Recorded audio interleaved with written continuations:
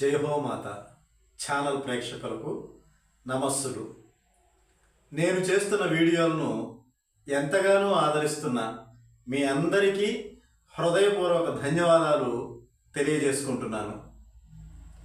ఈరోజు అర్జునుడు కొడుకు చేతిలో ఎందుకు మరణించాడు అనే విషయాన్ని మీకు తెలియజేయాలి అనుకుంటున్నాను. పాండవ మధ్యముడైన అర్జునుడు ఎంత గొప్ప వీరుడో మనందరికీ తెలుసు. అలాంటి గొప్ప వీరుణ్ణి ఆయన కొడుకే చంపాడు అంటే ఆశ్చర్యం కలగక మానదు. అసలు అర్జునుడు కొడుకు చేతిలో మరణించడం ఏమిటి?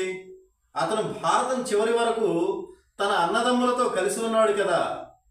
పాండవులందరూ కలిసి శరీరంతో స్వర్గాన్ని చేరుకోవాలని ప్రయాణించారు కదా అనే సందేహం వస్తుందా? ఇంకా కుమారుడి చేతిలో అర్జునుడు ఎందుకు మరణించాడు అని ఆలోచిస్తున్నారా?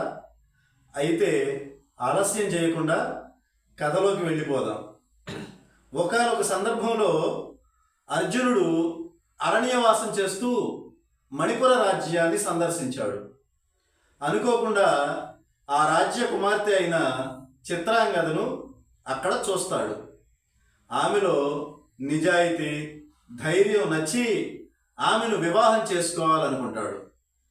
ఆ విషయం అడగడానికి ఆమె తండ్రి అయిన చిత్రవాహనుడు అనే రాజును సంప్రదిస్తాడు. అప్పుడు ఆయన తన పూర్వీకుడైన ప్రభంజనుడి కథను ఇలా చెబుతాడు. సంతానం లేని ప్రభంజనుడు పిల్లల్ని కోరుకుంటూ అనేక యజ్ఞాలు చేశాడు. కొంతకాలానికి పరమశివుడు ప్రత్యక్షమై, మహారాజా, నీవు చేసిన పాపకర్మల ఫలితంగా మీ వంశం మొత్తానికి సంతానం కలగకూడదనే శాపం పెట్టబడింది. ఇప్పుడు నా కోసం ఘోరమైన తపస్సు చేసి నన్ను మెప్పించినందువలన నేను ఒక వరం ఇవ్వాలనుకుంటున్నాను. ఇక మీదట మీ వంశంలోని ప్రతి ఒక్కరికి ఒక బిడ్డ మాత్రమే తప్పనిసరిగా పుడుతుంది అని వరం ఇచ్చాడు. అందుచేత చిత్రాంగదకు కలిగే సంతానం మణిపురంలోనే ఉండి రాజ్యాన్ని పరిపాలించాలి అని చిత్రవాహనుడు షరతు పెట్టాడు. ఆ షరతుకు అంగీకరించిన అర్జునుడు చిత్రాంగదను వివాహం చేసుకున్నాడు. తరువాత ఆమెతో 3 సంవత్సరాలు మణిపురంలోనే ఉండిపోయాడు. ఆ సమయంలో చిత్రాంగద ఒక కొడుకుకు జన్మనిచ్చింది. ఆ పిల్లవాడి పేరు బభ్రువాహనుడు. ఆ తర్వాత అర్జునుడు చిత్రాంగదను విడిచిపెట్టి హస్తినాపురానికి తిరిగి వెళ్ళాడు. అలా వెళ్ళేటప్పుడు ఆమెను తన రాజ్యానికి తీసుకువెళ్తాను అని మాట ఇచ్చాడు. అయితే చిత్రాంగద కొడుకు పెంపకాన్ని చూసుకోవడం జరిగింది. చిత్రాంగద గురించి, ఆమె రాజ్యం గురించి మహాభారతంలో ఎక్కువగా ప్రస్తావించలేదు. అటు తర్వాత పాండవులు కౌరవులపై కురుక్షేత్ర యుద్ధంలో విజయం సాధించారు. యుధిష్ఠిరుడు హస్తినాపురానికి రాజయ్యాడు. యుద్ధ సమయంలో తన సొంత బంధువులను, స్నేహితులను చంపాను అనేటువంటి బాధతో అతని హృదయం ఎంతో వేదనకు గురయ్యింది. ఋషుల సలహా మేరకు అశ్వమేధ యాగాన్ని నిర్వహించాలి అని అనుకున్నాడు. చక్కగా అలంకరించబడిన గుర్రాన్ని భూమండలం అంతటా పంపించాడు. అశ్వమేధ యాగంలో పుణ్యం చేసి విడిచిపెట్టబడిన గుర్రాన్ని మహారాజులు వేరే ఎవరైనా అడ్డగిస్తే వారితో యుద్ధం చేసి ఆయా రాజులకు చెందిన భూమిని ధర్మరాజు స్వాధీనం చేసుకుంటాడు. ఇక గుర్రం బాధ్యతను అర్జునుడు చూసుకుంటున్నాడు. ఆ విధంగా తిరుగుతూ గుర్రం మణిపుర రాజ్యంలోకి ప్రవేశించింది. ఆ రాజ్యాన్ని అప్పుడు బభ్రువాహనుడు పరిపాలిస్తున్నాడు. ఆయనకు అర్జునుడు అశ్వమేధ యాగం నిర్వహిస్తూ తన రాజ్యంలోకి వస్తున్నాడు అని సమాచారం అందింది. వెంటనే బభ్రువాహనుడు తన మంత్రులతో కలిసి అర్జునుడిని కలవడానికి వెళ్ళాడు. అయితే ఆ సమయంలో అర్జునుడి హృదయము యుద్ధం పట్ల ఆసక్తితో ఉంది. అర్జునుడికి తన కుమారుడు ప్రశాంతంగా అలా వచ్చి కలవడం ఏమాత్రం ఇష్టం లేదు. ఎందుకంటే ఆ సమయంలో అర్జునుడు యుద్ధానికి సిద్ధంగా ఉన్నాడు. ఏ రాజైనా తన అశ్వాన్ని ఆపి తనను అడ్డగిస్తే వారితో యుద్ధం చేసి తన పరాక్రమాన్ని ప్రదర్శించాలి అనుకుంటున్నాడు. అంతేకాకుండా అవకాశం దొరికితే తన కొడుకైన బభ్రువాహనుడి బల పరాక్రమాలను కూడా స్వయంగా చూడాలి అనుకుంటున్నాడు. కానీ ఇక్కడ బభ్రువాహనుడు తన మంత్రులతో వాళ్ళను వెంట పెట్టుకొని తనను మర్యాదగా అలా పూజించడానికి రావడం ఆయనకి ఏమాత్రం కూడా నచ్చలేదు. అందుచేత బభ్రువాహనుడిని ఆయన కుమారుడని కూడా చూడలేదు. నువ్వు అసలు క్షత్రియ వంశంలో తప్పుగా పుట్టావు, నువ్వు ఒక వీరుడువేనా, ఇక్కడి నుంచి వెళ్ళిపో అంటూ నిందించాడు. బభ్రువాహనుడి మనస్సుకు గాయమైంది. కానీ కన్న తండ్రితో యుద్ధం చేయడం ఇష్టం లేక తను ప్రశాంత చిత్తంతో వెనక్కి వెళ్ళిపోయాడు.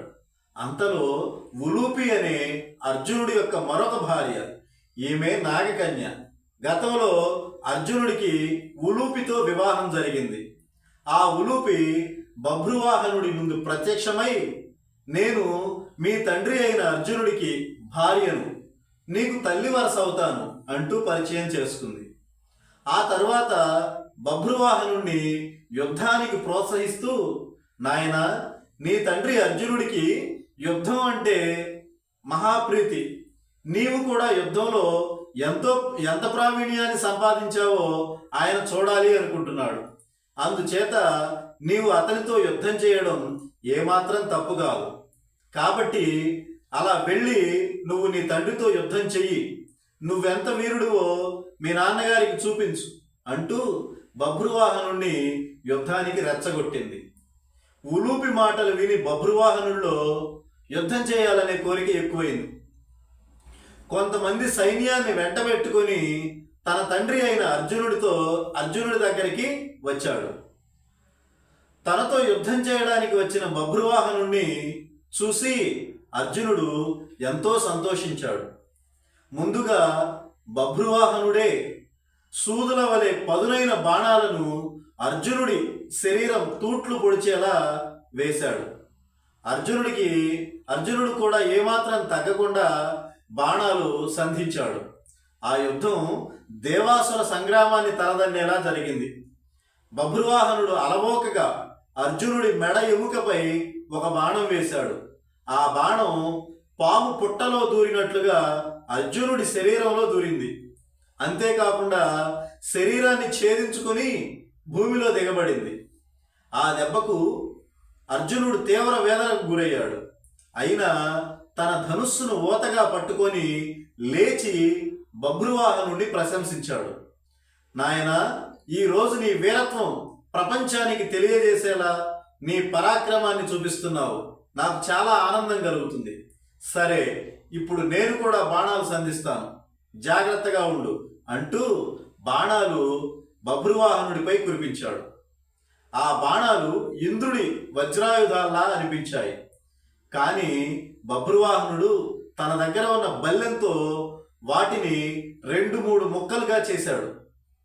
అప్పుడు అర్జునుడు చిరునవ్వు నవ్వుతూ దివ్య బాణాలతో బభ్రువాహనుడి రథం మీద తాటి చెట్టులా ఎత్తుగా అందంగా ఉన్న బంగారు ధ్వజాన్ని నరికి పడగొట్టాడు. ఎంతో వేగంగా పరిగెత్తగల అతని గుర్రాలను కూడా చంపివేశాడు. గుర్రాలు చనిపోవడంతో బభ్రువాహనుడు తన రథం నుండి కిందికి దిగి కోపంతో నేల మీద నిలుచునే తన తండ్రితో యుద్ధం చేశాడు. ఆ విధంగా తండ్రి కుమారుల మధ్య ఘోరమైన యుద్ధం జరిగింది. చివరకు బభ్రువాహనుడు పాము విషం పూయబడినటువంటి బాణాలను మాటిమాటికి అర్జునుడి శరీరం మీద సంధించాడు. అవి అర్జునుడి వక్షస్థలాన్ని దూసుకుంటూ వెళ్ళి గాయపరిచాయి. ఆ దెబ్బలతో తీవ్రంగా గాయపడి అర్జునుడు అక్కడికక్కడే మరణించాడు. బభ్రువాహనుడు కూడా తండ్రి వేసిన బాణాలకు ఆ గాయాల బాధను తట్టుకోలేక స్పృహ తప్పి నేలపై పడిపోయాడు. వాళ్ళిద్దరి పరిస్థితి రాజ్యంలో ఉన్న చిత్రాంగదకు తెలిసింది. భర్త, కుమారుడు ఇద్దరు ఒకేసారి నేలకూలడం తెలుసుకుని చిత్రాంగద ఎంతగానో బాధపడింది. అప్పటికప్పుడు యుద్ధరంగంలోకి వచ్చి శవాల వలె పడి ఉన్న ఇద్దరిని చూసి దుఃఖించింది. అంతలో అక్కడికి ఉలూపి వచ్చింది. ఆమెను చూసి చిత్రాంగద దుఃఖంతోనూ కోపంతోనూ, నువ్వు ప్రోత్సహించబట్టే నా కొడుకు బాణాలు వేసి సమర విజయుడైన అర్జునుడిని చంపాడు. యుద్ధ భూమిలో చనిపోయి పడి ఉన్న మన భర్తను నీవు కూడా చూడు. అన్ని ధర్మాలు తెలిసిన దానివి కదా. నీ పతిదేవుడు నేడు నీ వల్లనే చనిపోయి యుద్ధ భూమిలో నిద్రిస్తున్నాడు. ఈ పాపం నీదే. ఈ పాపం తొలగాలి అంటే ఎలాగైనా నువ్వే ఇతన్ని బ్రతికించు అని ఆమె పలికింది. అంతేకాకుండా తన కొడుకు బభ్రువాహనుని గురించి తనకు ఏమాత్రం బాధ కలగడం లేదని కూడా అంది. తన బాధంతా చనిపోయి పడి ఉన్న అర్జునుడి గురించే అంటూ అతన్ని చూస్తూ మరింతగా దుఃఖించింది. మళ్ళీ ఉలూపిని ఉద్దేశించి, నీవే కొడుకుతో యుద్ధం జరిగేలా చేసి నా భర్త ప్రాణాలు తీశావు. నేడు ఇతడు తిరిగి బ్రతకకపోతే నేను కూడా ప్రాణాలు వదిలేస్తాను. నా భర్త కొడుకు ఇద్దరు అచేతనంగా పడి ఉన్నారు. వారు లేకపోతే నేను ఈ గాఢమైన శోక సముద్రంలో మునిగిపోతాను అంటూ ఏడుస్తూ కూర్చుంది. తర్వాత కొంచెం సేపటికి బభ్రువాహనుడికి తెలివి వచ్చింది.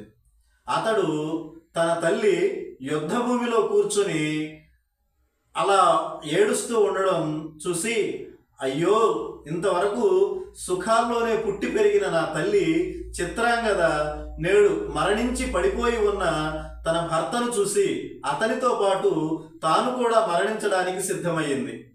ఇంతకంటే బాధాకరమైన విషయం ఏముంటుంది? నేడు నా తండ్రి నా చేతుల్లోనే చనిపోవడం నా దురదృష్టం. నేనెంత నీచుణ్ణి! నేను తండ్రిని హత్య చేసిన క్రూరుణ్ణి, మహాపాపిని అంటూ దుఃఖంతో బభ్రువాహనుడు ఈ విధంగా శపథం చేశాడు. లోకంలోని చరాచర ప్రాణులారా మరియు అమ్మ ఉలూపి, మీరందరూ వినండి. నా తండ్రి అర్జునుడు ఈరోజు జీవించి లేచి రాకపోతే ఈ రణభూమిలోనే ఉపవాసం చేసి నా శరీరాన్ని త్యజిస్తాను. తండ్రిని హత్య చేసిన నాకు ఇంతకంటే వేరే ప్రాయశ్చిత్తం లేదు అని ఆమరణ ఉపవాస దీక్ష పూని మౌనంగా కూర్చున్నాడు. అప్పుడు ఉలూపి బభ్రువాహనుడి దగ్గరికి వచ్చి ఓదార్చి సంజీవని మణిని స్మరించింది.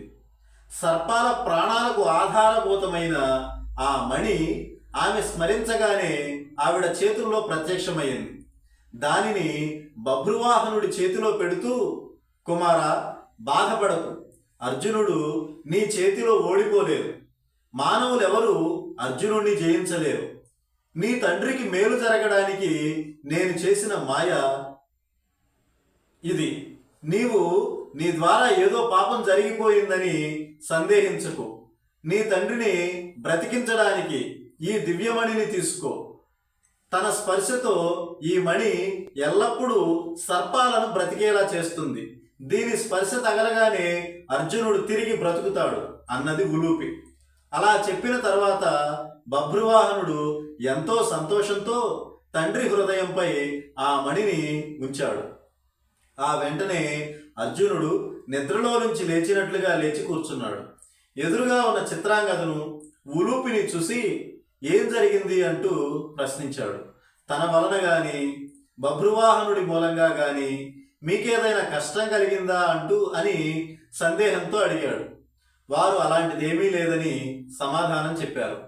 అప్పుడు ఉలూపి ముందుకు వచ్చి అసలు తాను బభ్రువాహనుని అర్జునుడితో యుద్ధానికి పురిగొల్పడానికి సంబంధించిన అసలు విషయాన్ని అర్జునుడితోనూ మిగతా వాళ్లతోనూ ఇలా చెప్పింది. కురుక్షేత్ర యుద్ధంలో అర్జునుడు శిఖండిని అడ్డుపెట్టుకొని భీష్ముడిని చంపివేయడం జరిగింది. అతడి మరణానికి బాధపడి స్వర్గలోకానికి చెందిన వసువులు, వీళ్ళు మొత్తం 8 మంది ఉంటారు. వీళ్ళను అష్టవసువులు అంటారు.